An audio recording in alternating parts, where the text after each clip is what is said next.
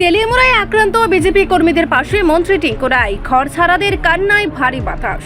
TT ADC নির্বাচনোত্তর সহিংসতার জেরে উত্তপ্ত হয়ে উঠেছে তেলিয়ামুড়া মহকুমা। 11 মহারানী তেলিয়ামুড়া কেন্দ্রের বিভিন্ন এলাকায় বিজেপি কর্মী সমর্থকদের উপর হামলার খবর পাওয়া গেছে।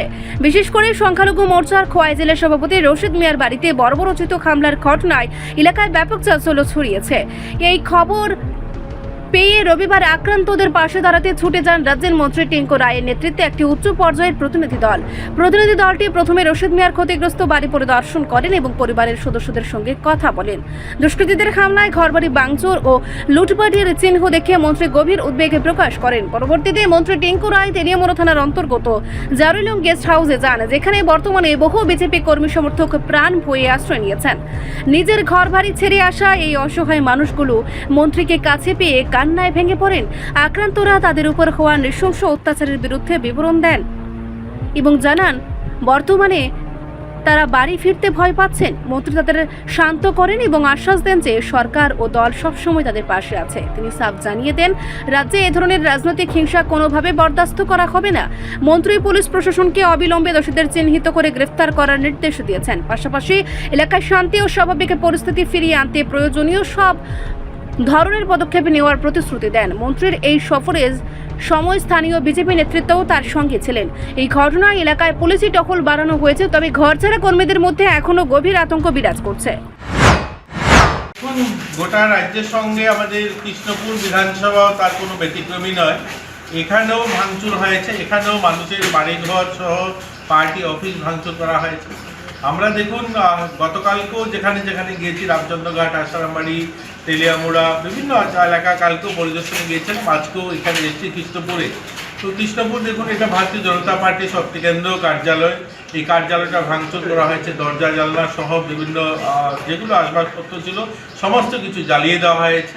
দেখুন, এটা কোনো রাজনীতি হতে পারে না, রাজনীতি হতে পারে। আমরা অনেকগুলো নির্বাচন জয়ী হয়েছি। 2018 সালে আমরাও জিতেছি, আমরা পঞ্চায়েত জিতেছি, পঞ্চায়েত সমিতি, জেলা পরিষদ আমরা জিতেছি, লোকসভাতে আমরা জিতেছি। তো এরকম অনেক নির্বাচন হয় গোটা দেশের সঙ্গে। আমাদের রাজ্যেও আমরা জয়ী হচ্ছি, অন্য জায়গায় জয়ী হচ্ছি। কিন্তু জয়ী হলে আমাদের অপোজিশনে যারা থাকবে তাদের অফিস জ্বালিয়ে দিতে হবে, এটা কোন রাজনীতি? দেখুন, এই যে অপসংস্কৃতি, এই যে রাজনীতিটা, এটা বন্ধ হওয়া চাই। গতকালকে মাননীয় প্রদ্যুৎ কিশোর বাবুর সঙ্গেও কথা হয়েছে, ওনাকেও আমি রিকোয়েস্ট করেছি যে এগুলো যেন বন্ধ হয়। আমাদের বিভিন্ন সাধারণ মানুষ, গরিব মানুষ, তাদের বাড়িঘর ভাঙচুর করা হয়েছে এখানে আমরা দেখছি। তো যারা ভাঙচুর করার পরে বিভিন্ন ক্যাম্পে আছে, এগুলো খুব তাড়াতাড়ি বন্ধ হওয়া চাই। জনজাতিদের সবচেয়ে বড় উৎসব 21 তারিখে বিজু উৎসব, গড়িয়া পুজো আপনারা জানেন রয়েছে। এই দিনগুলোতে যদি মানুষ ফিরে না বাড়িতে যেতে পারে, সেটা কোনো শোভনীয় নয়। আমরা যারা রাজনীতি করি, দেখুন এই রাজনীতিতে হার জিত থাকবে, একটা দল ক্ষমতায় আসবে, একটা অপোজিশনে থাকবে, এটাই সাধারণভাবে নিয়মেই গণতন্ত্রের। কিন্তু এর মানে এই নয় সাধারণ মানুষগুলো তাদের বাড়িঘর ভাঙচুর করা হবে, তারা তাদের অনুষ্ঠান ফেস্টিভ্যালেও বাড়িতে যেতে পারবে না, এটা নিন্দনীয়। তো আমি আবারও বলবো যে সবাই যারা আছেন সকলকে শান্তি সম্প্রীতি বজায় রাখা এবং সকলেই যেন বাড়িতে ফিরে যেতে পারেন। প্রশাসন কাজ করছে, প্রশাসনেরকে সহযোগিতা করা। স্যার, কোন কোন জায়গা পরিদর্শনে গেলেন?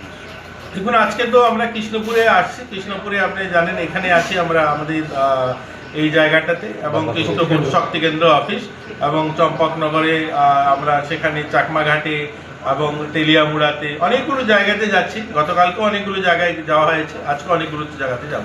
কৃষ্ণপুর বিধানসভা কেন্দ্রে কতজন শরণার্থী রয়েছে? দেখুন, এখানে 30-35 জন আছেন যারা এখানে গেস্ট হাউসে আছে। তো আমরা আশা করছি আজকের মধ্যে প্রশাসন তাদের বাড়িতে ফিরিয়ে দেওয়ার ব্যবস্থা করবে। রিপোর্ট সংবাদ প্রতীক্ষা।